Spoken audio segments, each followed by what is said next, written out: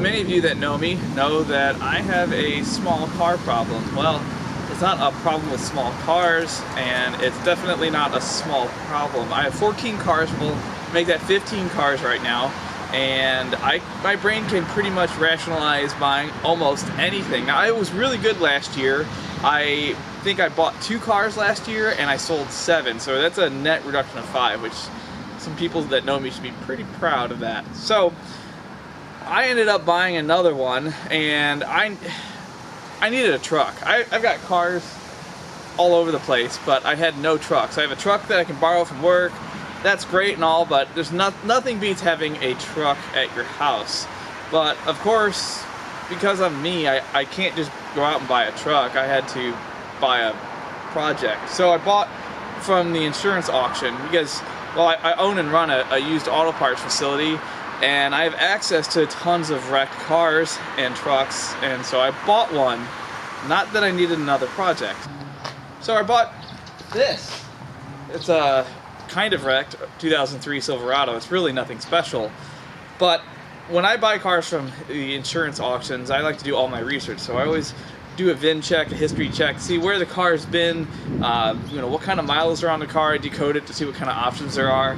And this one surprised me. This truck spent its life in Mississippi, and that may not be significant to most people, but if you live in the Midwest where they salt the roads when it gets cold outside, that's a big deal.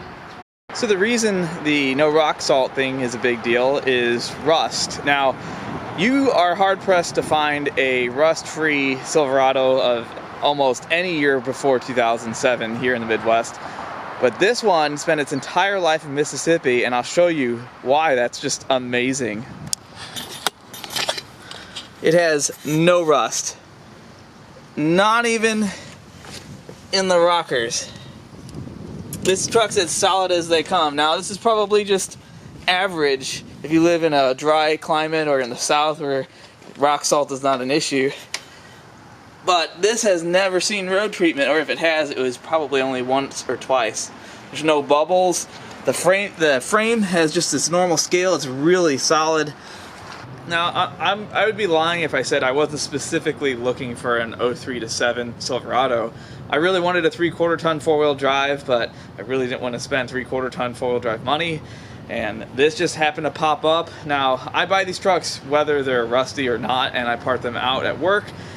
This one just seemed to be too nice, so once it came in, I dug a little deeper and I found out that it's really not that bad. Now, the really nice thing about these trucks over Fords and Dodges, and excuse the siren, is that these fenders and the inner fenders, everything unbolts up to the firewall. So it doesn't matter how bad the damage is here, as long as the frame is good, you can fix it without it ever looking like it was wrecked or tweaked.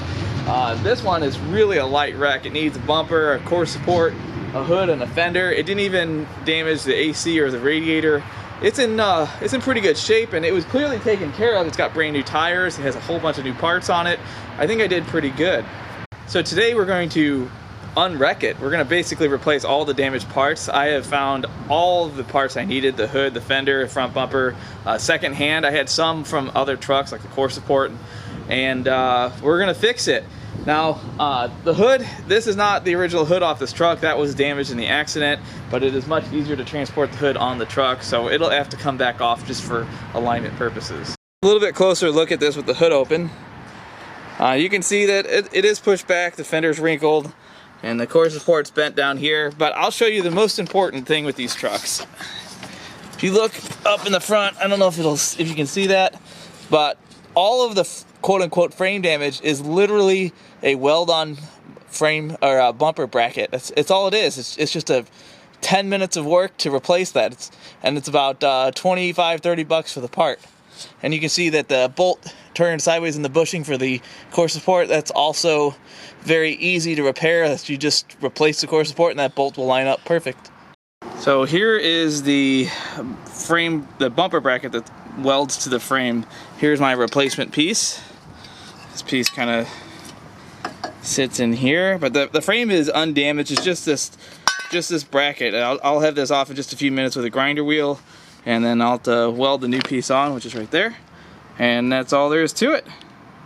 I've got the bumper mount off. There it is. As you can see, it's It's just welded on in a few places. Now, interesting note, the new one has this sleeve with threaded holes, which what I'm suspecting is that they want you to drill holes in your frame and bolt it on. Well, that works, but that's not the way it's supposed to be, so I'm gonna weld this one back on.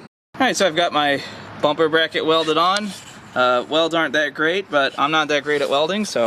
And here are all the parts that are going on. I've got a new grill, a used core support, the grill's used too, some brackets, brand new headlight brackets. I bought new headlights and turn signals.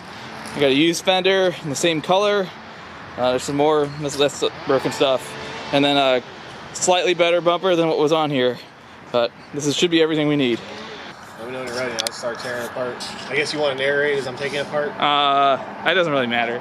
I don't want like a 2-hour video. Okay. Alright. I'm just doing like snippets here and there because no one's going to watch it for 2 hours. Alright. I'm hoping to get this down to 15 minutes or less. So you want me to start now? Yeah, just knock yourself out.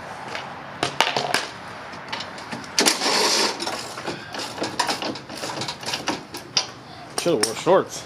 I know, I didn't realize it was going to be hot today.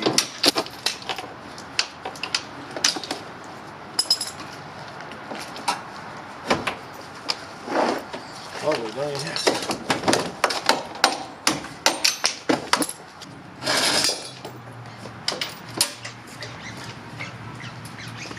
How do you get these bolts out here? You can take this with the tacky. Oh, we can? Yeah. So then, But you gotta take these. Yeah, I'm working on that right now.